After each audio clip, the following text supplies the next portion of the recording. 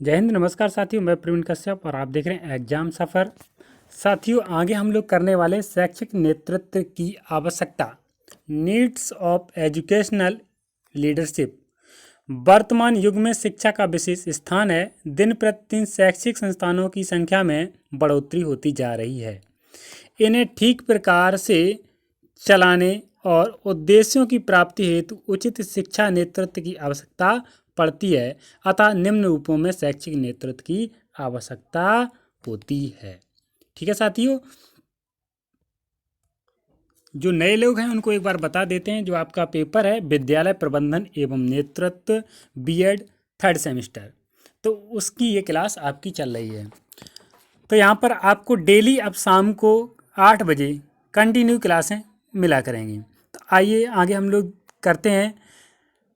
मानवीय संबंधों में विशिष्टीकरण के लिए मानवीय संबंधों में विशिष्टीकरण के लिए शैक्षिक नेतृत्व की आवश्यकता होती है। शैक्षिक नीतियों के निर्धारण के लिए, शैक्षिक नीतियां जो बनाई जाती हैं उनके निर्धारण के लिए शैक्षिक नेतृत्व की आवश्यकता होती है। शैक्षिक कार्यक्रमों के समन्वय के लिए, समाज में के परिवर्तन स्वरूप के अनुकूल शिक्षा की व्यवस्था के लिए, परस्पर समन्वय के लिए, और नंबर 6 है योजनाओं के क्रियान्वयन के लिए, मतलब जो योजनाएं बनाने हैं उन्हें क्रियात्मक रूप देने के लिए। अगला है शैक्षिक संस्थानों की उन्नति एवं विकास के लिए। 8वें में कह रहे हैं नियोजन, व्यवस्था एवं संलग्नता की सफलता के लिए। 9 नंबर है शैक्षिक स्तर में उन्नति के लिए। 10 में कह रहे हैं शिक्षा से संबंधित व्यक्तियों का मार्गदर्शन करने के लिए। साथियों, 11 में कह रहे हैं सहयोगियों में सहयोग की भावना के विकास के लिए शैक्षिक नेतृत्व की आवश्यकता होती है। तो कुल मिलाकर आप यहाँ से देख सकते हैं शैक्षिक नेतृत्व की जो आवश्यकता होती है वो क्यों होती है। आपसे ये क्वेश्चन कभी पूछा जाए कि शैक्षिक नेतृत्व की आवश्यकता क्यों होती है, तो आप ऐसे ही करके लिख सकते हैं। आगे शैक्षिक नेतृत्व के प्रकार, यानी कि यहाँ पर टाइप दिए हैं, टाइप्स ऑफ एजुकेशनल लीडरशिप। किसी भी संगठन या संस्था की सफलता या असफलता उसके नेतृत्व के स्वरूप पर निर्भर करती है। देखिए, कोई भी संगठन है या कोई संस्था है तो वो कैसे चलती है, उसका नेतृत्वकर्ता यदि अच्छा है तो संस्था अच्छी चलेगी, या फिर संगठन अच्छा चलेगा। और उसकी लीडरशिप यदि धीमी पड़ गई, मतलब उसका जो नेतृत्व करता है वो कमज़ोर पड़ गया या फिर सही से नेतृत्व नहीं कर पाया, तो वो संस्था आप पीछे चली जाएगी। अतः कोई नेता, चाहे वह प्रबंधक हो या व्यवस्थापक, नेता चाहे वो प्रबंधक मतलब प्रबंध करने वाला हो या फिर व्यवस्थापक हो, किस परिस्थिति में किस स्वरूप का प्रयोग करे जिससे उसे व्यवसाय में सफलता प्राप्त हो, ये उसके नेतृत्व पर आधारित है।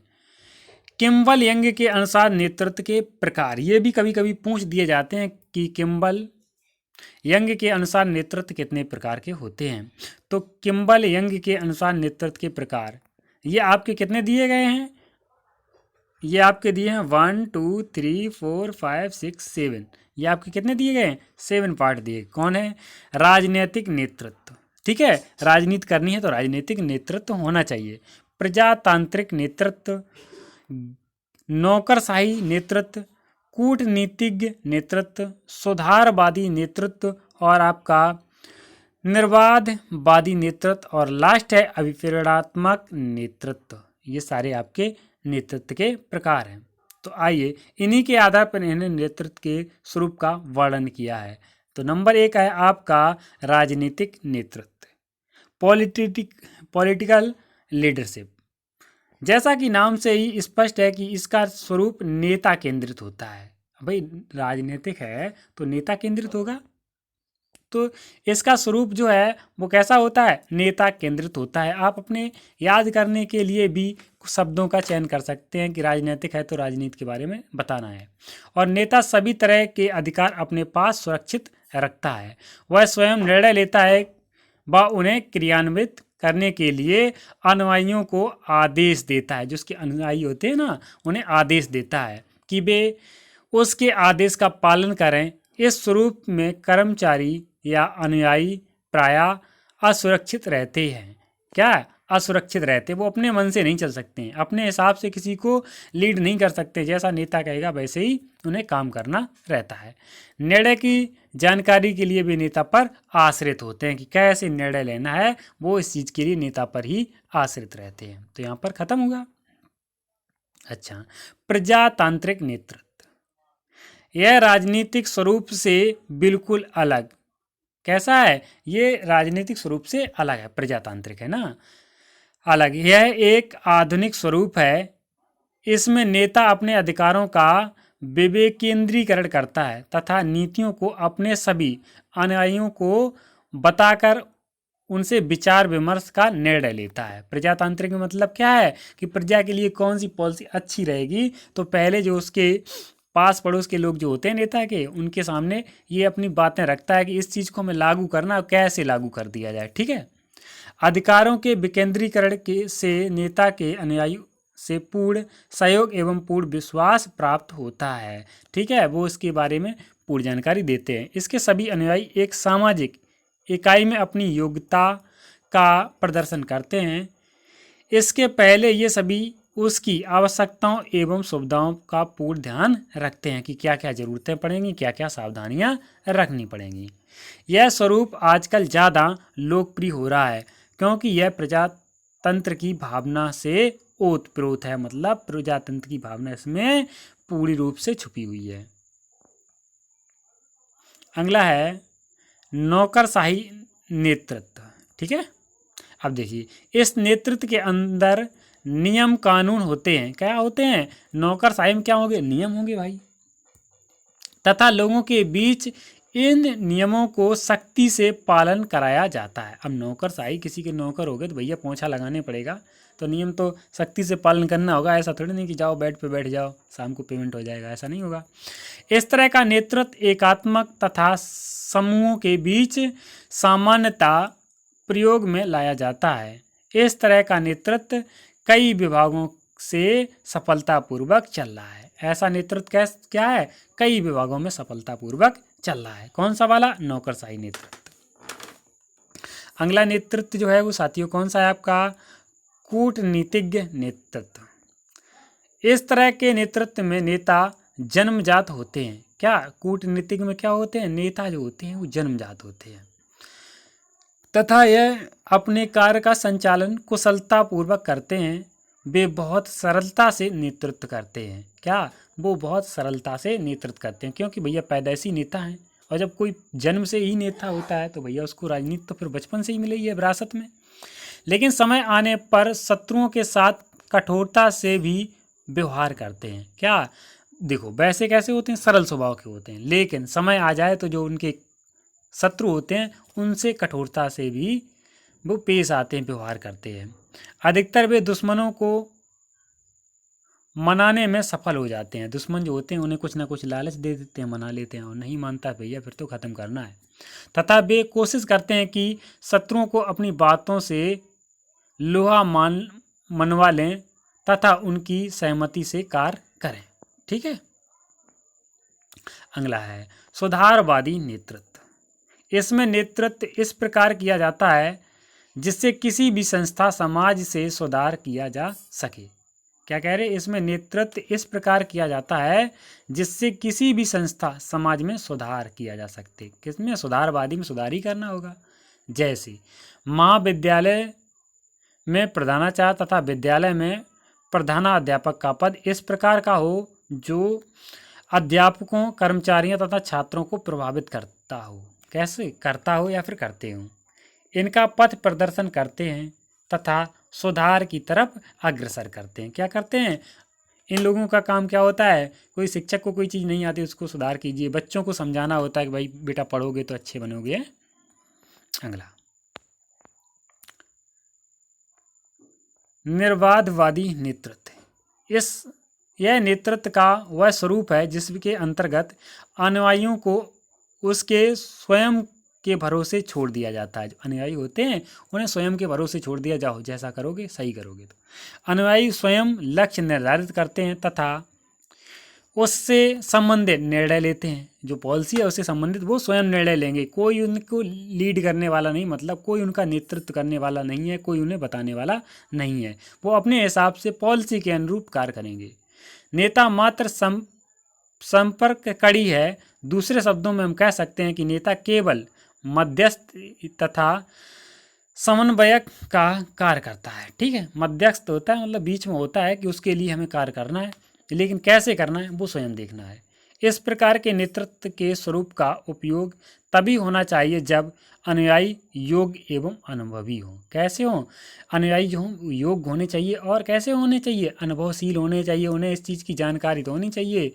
चराते रहे भैंस, कह दिया कि चलो राजनीति में तुम्हें वोट इकट्ठे करना है, तो वो सबको भगा और देंगे। इस स्वरूप को व्यक्ति केंद्रित भी कहते हैं। कैसा कहते हैं? व्यक्ति केंद्रित, क्योंकि यह स्वरूप व्यक्ति पर ही निर्भर करता है कि वो कैसा व्यक्ति है, किस तरह से लीड करेगा। अगला लास्ट है साथियों, अभिप्रेरणात्मक नेतृत्व। यह नेतृत्व का प्रचलित एवं महत्वपूर्ण स्वरूप है। यह स्वरूप अनुयायियों को विभिन्न प्रकार की प्रेरणाएं देकर उनमें काम लेने की विधि का उल्लेख करता है। अभिप्रेरणा मतलब पहले आदमी को प्रेरणा दे देगी कि ऐसा ऐसा करने है, जब उसके अंदर वो भावनाएं चली गई तो वो अपने आप वो काम करेगा। इस तरह की प्रेरणा धनात्मक तथा गुणात्मक दोनों हो सकती है। कैसी हो सकती है? धनात्मक भी हो सकती है, गुणात्मक भी हो सकती है। मतलब उसे कुछ चीज़ें समझाएंगे तो वो जोड़ जोड़ के उन चीज़ों को करने लगा, या फिर गुणात्मक थोड़ा समझाया वो और ज़्यादा एक्टिव हो गया, मतलब थोड़ा समझाने के बाद ज़्यादा काम करने लगा, तो कैसा हुआ? गुणात्मक हुआ। धनात्मक प्रेरणाओं से तात्पर्य आर्थिक तथा अनार्थिक प्रेरणाएं अनुयायियों को देना ताकि वे कार्य को संपन्न कर सकें। ऋणात्मक अभिप्रेरणा की वृद्धि में नेता कर्मचारियों को डरा धमका कर, कैसा करे? ऋणात्मक, वहाँ पर गुणात्मक दे रहे थे, यहाँ पर ऋणात्मक लिख रहे हैं, कहीं ना कहीं तो मिस्टेक है। हाँ, ऋणात्मक क्या होगा? मतलब जबरदस्ती किसी से कराना, दवा धमकाकर कार्य से हटाने, वेतन में कमी आदि की धमकी देकर अभिप्रेरित करता है। लेकिन यह विधि कम ही प्रयोग में लाई जाती है। आजकल तो भैया यही विधि अक्सर प्रयोग में लाई जा रही है, लेकिन यहाँ पर कह रहे कम प्रयोग में लाई जा रही है। अगला साथियों है, अगली हेडिंग है शैक्षिक नेतृत्व की समस्याएं। ठीक है साथियों, शैक्षिक नेतृत्व में कौन कौन सी समस्याएं आती हैं?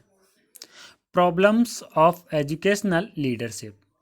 शैक्षिक नेतृत्व में अनेक कार्य एवं क्षमताओं के होते हुए और सभी के पूर्ण सहयोग के बावजूद शैक्षिक नेता को विभिन्न समस्याओं का सामना करना पड़ता है। कौन कौन सी समस्याएं होती हैं?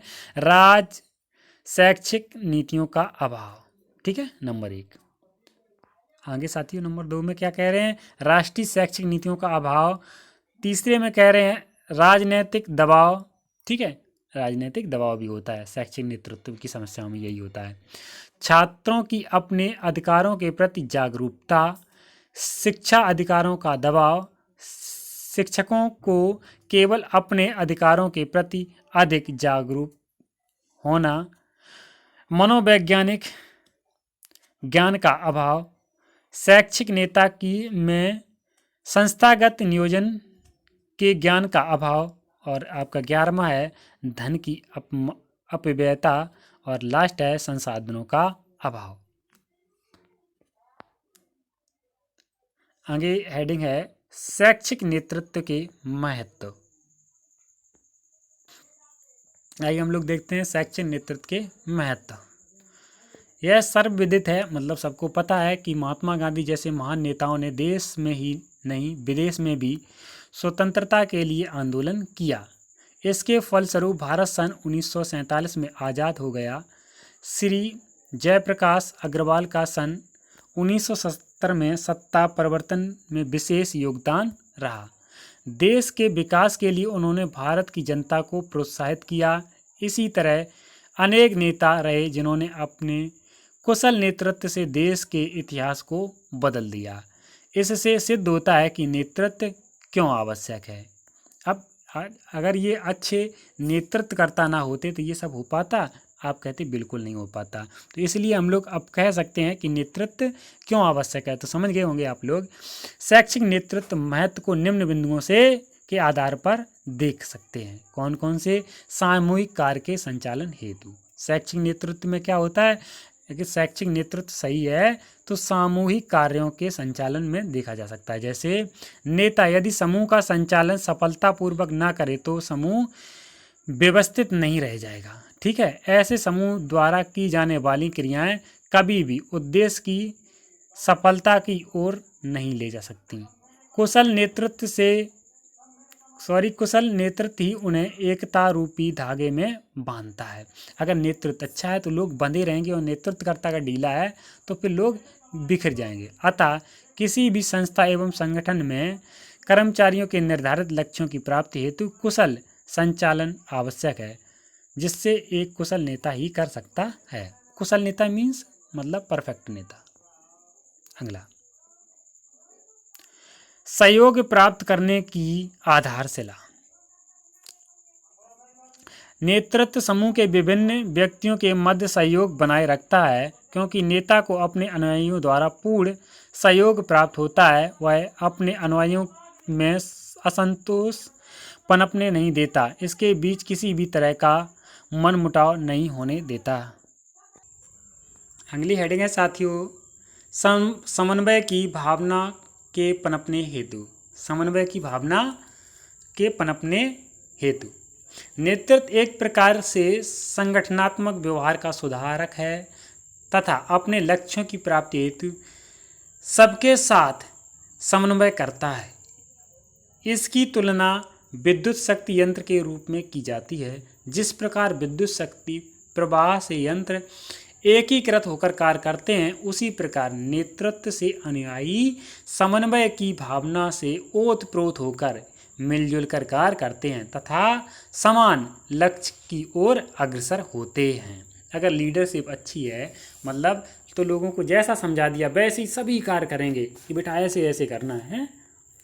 चुनाव में देखते हो, नेता एक बार कह देता ऐसे टोपी लगाने, ऐसे हाथ जोड़ना है, बस पैर छूना, आंटी वोट देना, तो बस सभी जाते हैं, बस आंटी वोट देना, ठीक है बहन जी वोट देना, सब पैर से गिर पड़ते हैं। तो क्या है, नेता ने एक बार उनको समझा दिया। अगला आपकी हेडिंग है 4, प्रबंधन एक सामाजिक प्रक्रिया के रूप में। प्रबंधन कैसा? सामाजिक प्रक्रिया के रूप में। यह देखा गया है कि कुशल नेतृत्व वाला व्यक्ति ही कुशल प्रबंधक होता है। मतलब जो कुशल नेतृत्व वाला व्यक्ति है वही कुशल प्रबंधक होता है, क्योंकि प्रबंधक को समय समय पर नेतृत्व की आवश्यकता होती है। जो प्रबंधक होता है उसे नेतृत्व समय समय पर करना ही होता है। अतः नेतृत्व के द्वारा प्रबंधन की क्रिया सामाजिक प्रक्रिया में बदल जाती है। इसका परिणाम यह होता है कि एक और कर्मचारी अपनी संस्था की प्रगति के लिए अपना सब कुछ त्याग करने को तैयार हो जाते हैं। यहीं दूसरी ओर प्रबंधन की कर्मचारियों को प्रत्येक प्रकार की सुविधा आदि उपलब्ध होती हैं। कौन कौन सी सुविधा? शिक्षा, आवास, भविष्य निधि, यातायात, ये सारी सुविधाएं प्राप्त होती हैं। अगला है किसी भी प्रकार की व्यवसाय की सफलता हेतु। अब किसी भी प्रकार का व्यवसाय करना है तो हाँ नेतृत्व की आवश्यकता होगी कि नहीं होगी। अब आपने कोई सी चीज़ लगाई, कोई भी व्यवसाय किया तो नेतृत्व नहीं कर पाए तो कैसा होगा? सोचिए कि आपने बुकें छपवा दी, अब आप नेतृत्व सही नहीं कर पा रहे, मतलब आपने अपने बुक सेलर सही नहीं लगाए, मतलब आपने अपनी किताबें समय समय पर भेज नहीं पा रहे। सोचो यूनिवर्सिटी एग्ज़ाम 3rd सेमेस्टर होने को है और आपकी किताबें आ रही हैं जब 4th सेमेस्टर लग गया आकर, मतलब 3rd सेमेस्टर के एग्ज़ाम होने लगे, अब कौन खरीदेगा? तो पहले से यदि मार्केट में आ जाती हैं और आपने बता दिया बुक सेलर को देखो ऐसे ऐसे समझाना है, मेरी बुक जो है वो ऐसे ऐसे खास है, तो आपकी बिकेगी ना।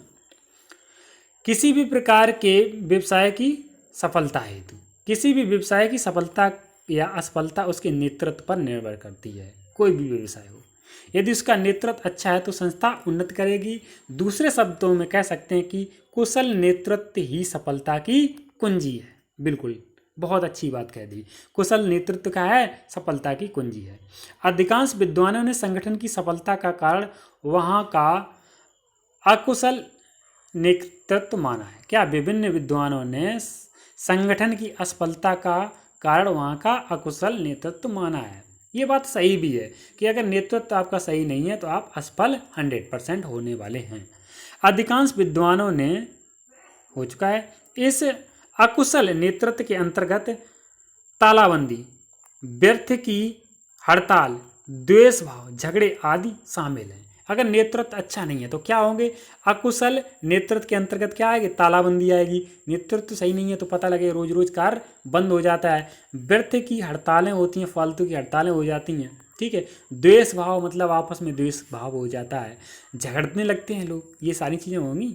विद्यालय में अकुशल नेतृत्व के कारण अनुशासनहीनता तथा कर्तव्य विहीनता फैलती है। अब विद्यालय में यदि आपका कुशल नेतृत्व सही नहीं है तो अनुशासनहीनता होगी। नेतृत्व आप सही नहीं कर पा रहे तो बच्चे क्या करेंगे? अनुशासनहीनता करेंगे, टीचर भी करेंगे। और कर्तव्य विहीनता होगी, टीचर्स क्या होंगे? यदि सही नेतृत्व करता नहीं है तो टीचर आराम आराम से सोएंगे, क्या दिक्कत है। अभिप्रेरणा का स्रोत, नेतृत्व की जड़ का मानव से संबंध है तथा मानव संबंध का विकास कुशल नेतृत्व द्वारा होता है। यह एक ऐसा गुण है जो समूह के उद्देश्यों तथा उसके लिए किए गए प्रयासों में एकता उत्पन्न करता है, सदस्यों को अभिप्रेरित करता है व उनका पथ प्रदर्शन करता है। अनुयायी इसी तरह अपने नेता के पथ प्रदर्शन से अपनी छिपी हुई योग्यता का प्रदर्शन करते हैं तथा उन्हें स्वतंत्रता पूर्वक कार्य करने को प्रेरित करते हैं। अगला, अधिकारी वर्ग को सुविधा प्रदान करने के लिए। नेतृत्व केवल कर्मचारियों के लिए ही नहीं बल्कि अधिकारी वर्ग हेतु भी आवश्यक है। कर्मचारियों के लिए नहीं, क्या कह रहे हैं? अधिकारियों के लिए भी आवश्यक है। नेतृत्व अधिकारी वर्ग को सारी सुविधाएं देता है।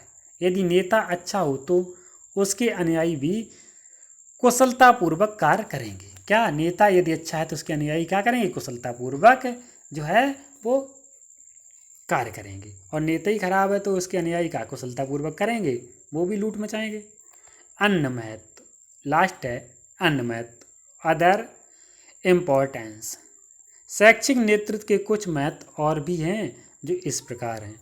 शैक्षिक नेतृत्व शैक्षिक नीतियों के निर्धारण में सहायक होता है। शैक्षिक नेतृत्व क्या होता है? शैक्षिक नीतियों के निर्धारण में आवश्यक होता है, सहायक होता है। शैक्षिक नेतृत्व शैक्षिक परिस्थितियों में परिवर्तन लाने में सहायक होता है, ये परिवर्तन भी ला सकता है। यह कर्मचारियों के व्यवहार व स्वभाव को जानने में सहायक होता है। बिल्कुल, कर्मचारियों का व्यवहार और स्वभाव भी जान सकते हैं। यदि आप नेतृत्व कर रहे हैं, कोई ढीला मोला है तो समझ में आएगा अपने आप।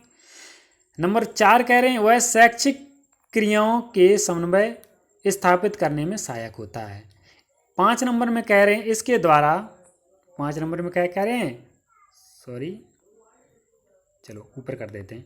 5 नंबर में कह रहे हैं इसके द्वारा समस्त क्रियाओं का समायोजन किया जाता है। 6 में कह रहे हैं शैक्षिक नेतृत्व में नवीन शोधों एवं प्रयोगों का प्रारंभ होता है। नंबर 7 में कह रहे हैं संगठन के विकास एवं कुशल संचालन हेतु नई नई युक्तियों का प्रयोग किया जाता है। 8 में कह रहे हैं यह समूह को संगठन या उपक्रम के उद्देश्यों के प्रति निष्ठावान बनाए रखता है और आपका रखता है। 10 में क्या कह रहे हैं? शैक्षिक नेतृत्व का महत्व सहयोगियों का मनोबल बढ़ाता है। शैक्षिक नेतृत्व सही है तो सहयोगियों का क्या करेगा? मनोबल बढ़ाएगा। शैक्षिक नेतृत्व शैक्षिक संगठन की रूपरेखा तैयार करने में महत्वपूर्ण भूमिका निभाता है। और 12 है आपका शैक्षिक नेतृत्व का महत्व शैक्षिक संरचना में परिवर्तन लाना है। और लास्ट है आपका इसके माध्यम से शैक्षिक संस्थानों का समुचित उपयोग किया जाता है। अगला हम लोग नेक्स्ट वीडियो में देखेंगे। आज की वीडियो को यहीं पर एंड करते हैं। Thank you for watching. मिलते हैं नेक्स्ट वीडियो में। और साथ ही कमेंट सेक्शन में बताएं क्या बुक से पढ़ाया जाए या फिर कॉपी में अच्छे से मेंटेन करके आपके नोट्स बनाए जाएं और वो PDF आपको प्रोवाइड कराई जाए। यदि आप वो PDF चाहते हैं तो कमेंट सेक्शन में ज़रूर कमेंट करें। Thank you for watching. मिलते हैं।